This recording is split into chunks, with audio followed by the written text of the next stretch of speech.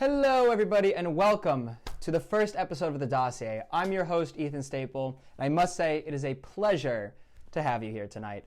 We are broadcasting from Baltimore, Maryland. What a place to be. We have a great show for you tonight. We have two very special guests from the podcast Go the Bleep to Sleep. But before that, I would like to take you on a journey. Yes, my friends, a journey. With the one and only animator Crockett Macnie, with his animation entitled Daydream Detention. Enjoy.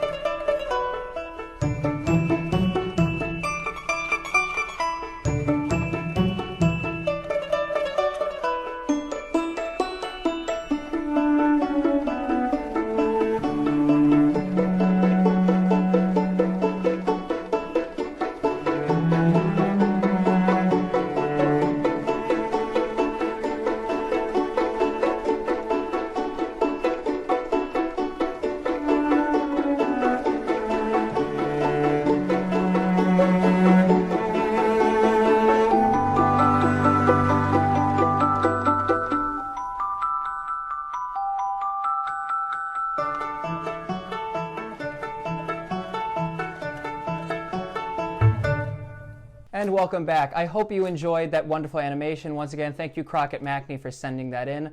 My next two guests, I am so happy to have them on here. They are the hosts of the hit podcast, Go the Bleep to Sleep. Ladies and gentlemen, and everything in between, it is my honor to introduce Dean and Jacqueline Blizzard. Dean, Jacqueline, how are you? What? Oh my gosh, we're on the show? Wow, this is so exciting. It's good to see you guys. I mean, so I gotta say, it's, again, wonderful to have you here. Where are you broadcasting from right now, if you don't mind me asking? You're in Jersey right now, right? We are live from New Jersey, broadcasting out of our mom's basement. Like every professional studio does. Yeah, we're home, we're safe.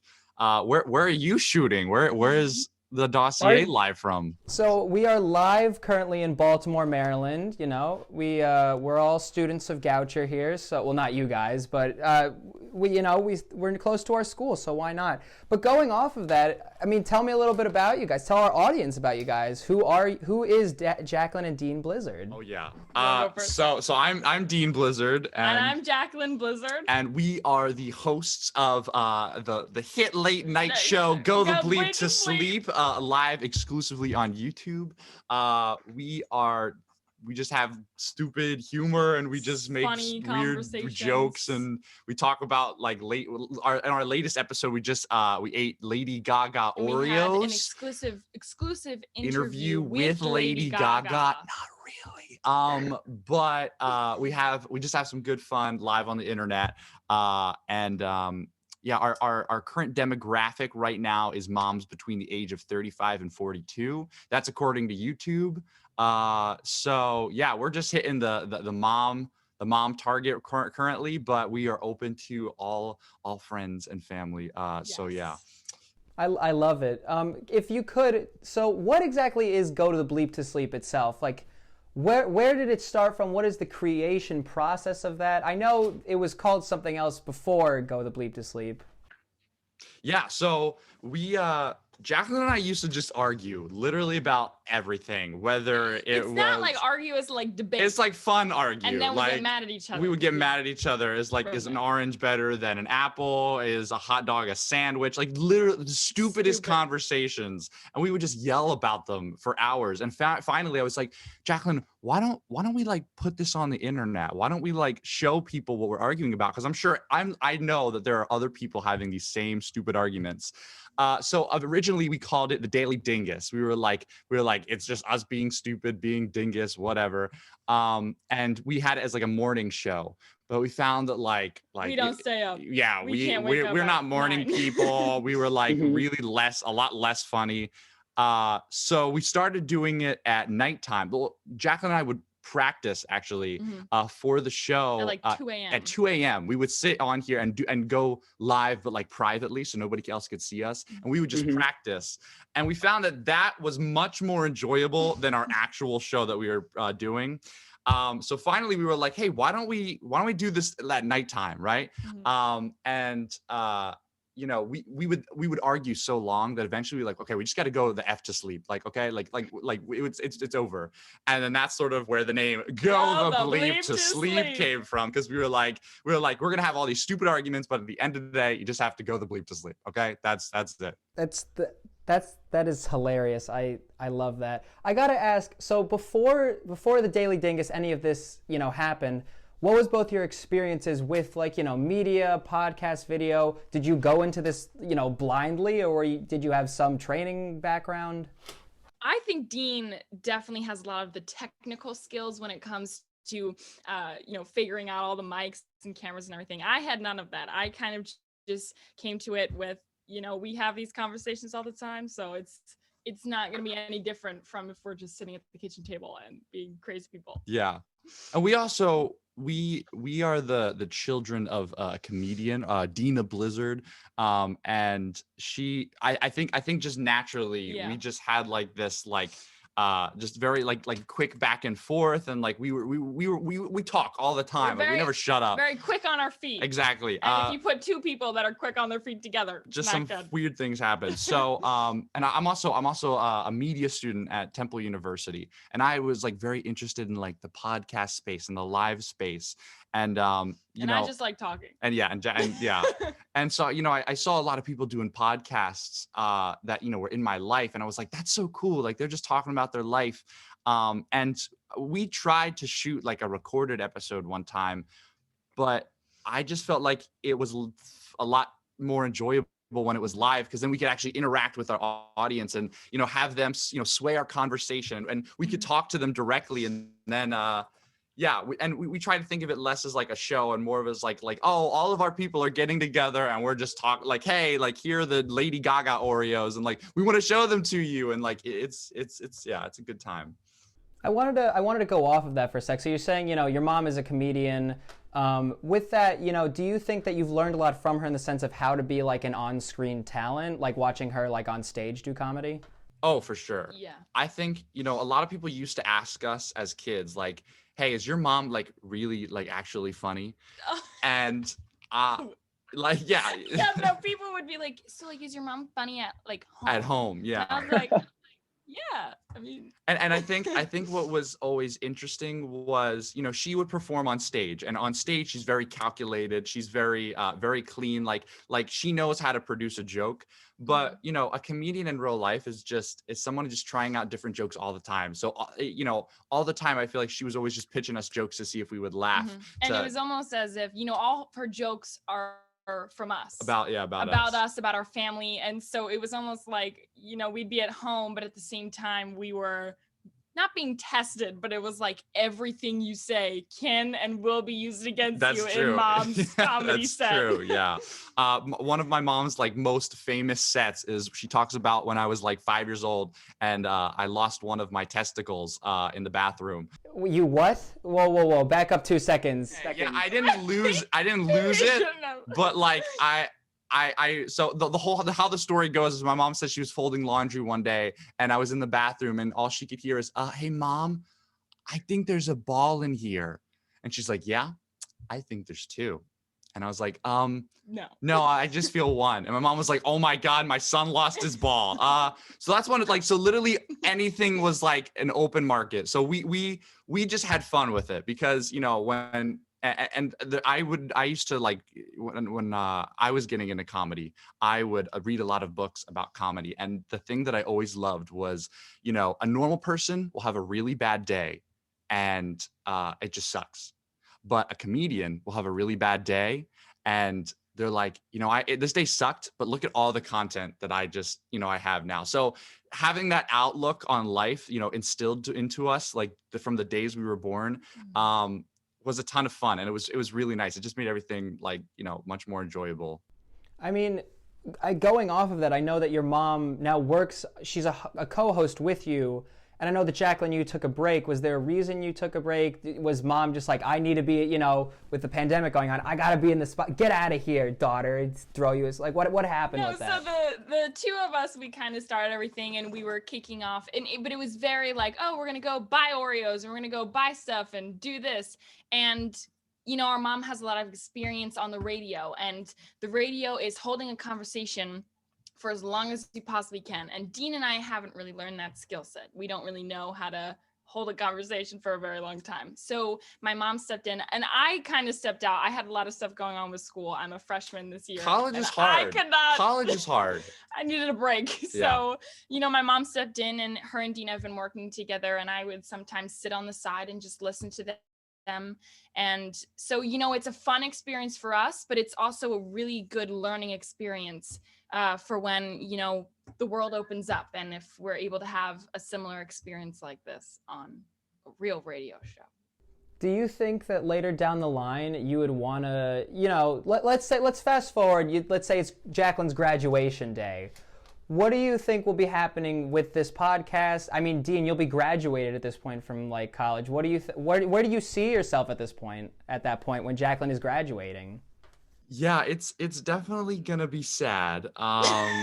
Jacqueline, especially with both of us graduating. I'm just thinking about when you graduate. Yeah, I always saw Go the Bleep to Sleep as a way for Jacqueline and I just to get everything that we had to say, because especially during a pandemic, we were talking to no one, and we just constantly felt like we had so much balled up and so much to say. And so eventually we got to start this live show so we could just get it out into the universe. So it started as that.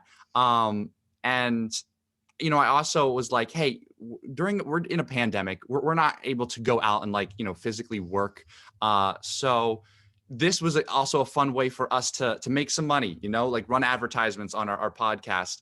And we just got monetized on YouTube. So it's Congratulations. Been fun. We made our first $5, yes. Ethan. Let's go. It's so exciting. 58 cents on our first show. So we were able to go and buy a single donut from Wawa. Nice. So that was good. So I think moving into the future, I think I'll always see it as the special place where Jacqueline and I will be able to just come and just talk about whatever or talk what's going on in our lives. Mm-hmm. I would like to continue with it and see how far I can and push this thing. But shows evolve. That's fair. Hosts leave. The people evolve. People graduate from college, and it's gonna be sad. But hopefully they figured out what they want to actually study in college before they graduate college. Yeah. But that's about growing up. Exactly. Yes. But I really want to, I know Jacqueline's been talking about how she wants to go in maybe to politics and international relations. And I was previously a photography major, so it's very change. Very big change. But you have time too. Yes. Oh, so much time. Yeah. Yeah, you're only a freshman. You have so much. Yeah, and so I think for me, once Jacqueline leaves and moves on, I think I would scout out for a new co-host and name Jacqueline and looks exactly like and just have fun with it. Shows evolve. I was like, we'll have fun with it, and I want to make this something where we can have fun and have good entertainment, and so yeah.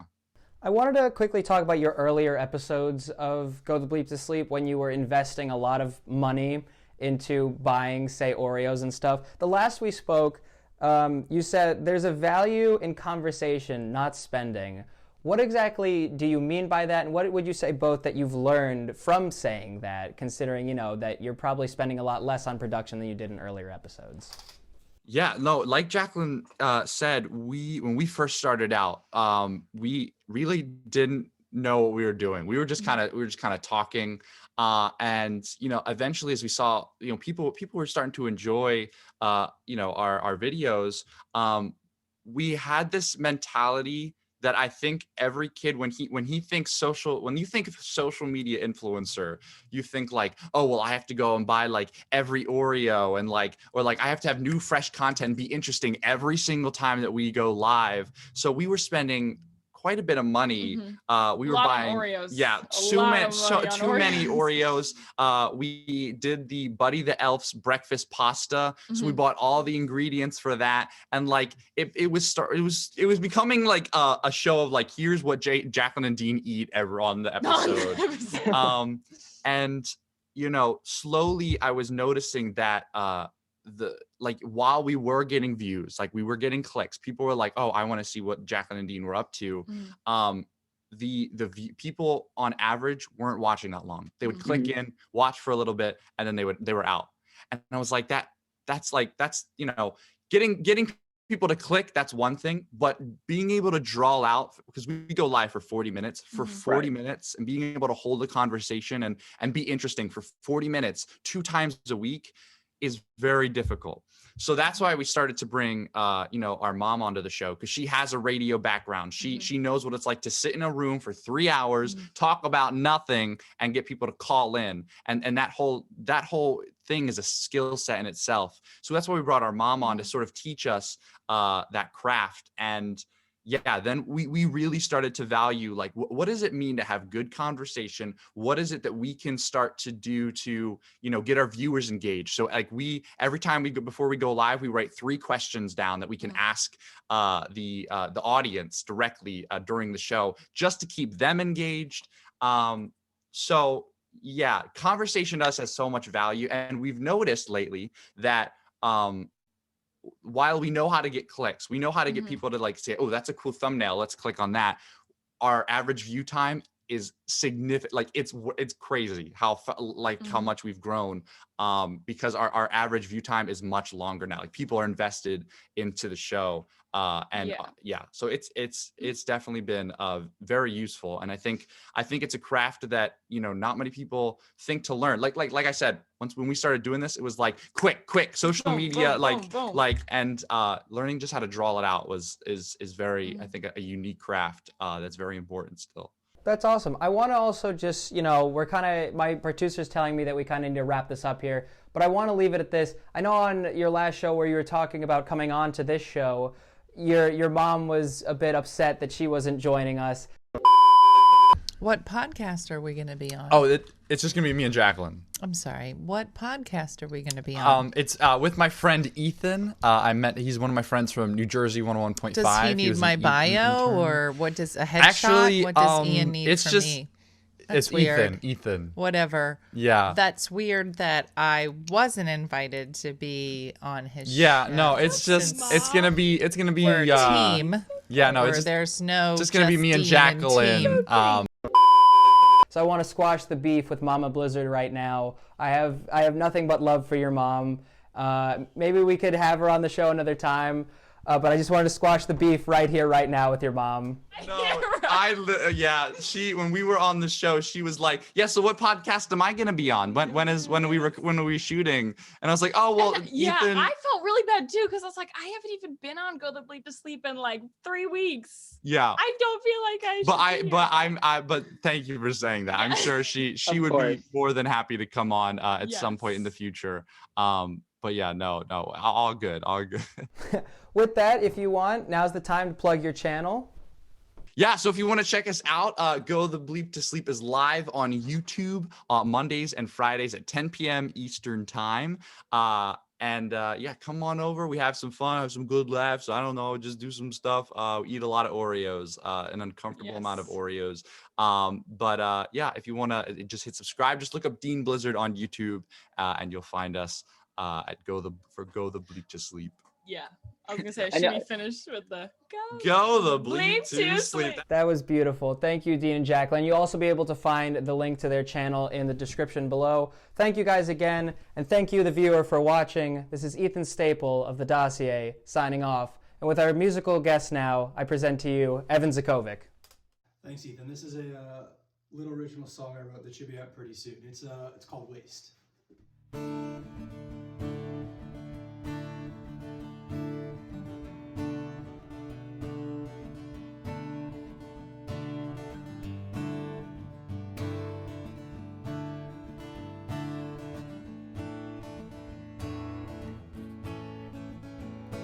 Way back in the beginning, it started in the fall.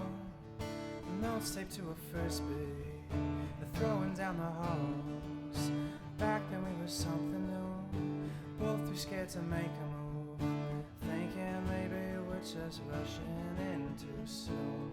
We sit here wasting day by day. We sit here wasting. on our own. It started getting closer, finally me and you. But we listened to the gossip, it started much too soon. I can't say that I blame you, although what you did was wrong. I just wish you told me that was your plan all along. We sit here wasting day by day. We sit here wasting on our own. And the moment that I realized I was still alone, when I went to go and call you without your number in my phone, I just wanted closure. Did I do all I could? If I could put another note on that first bit now, you know I would. We sit here wasting day by day. We sit here wasting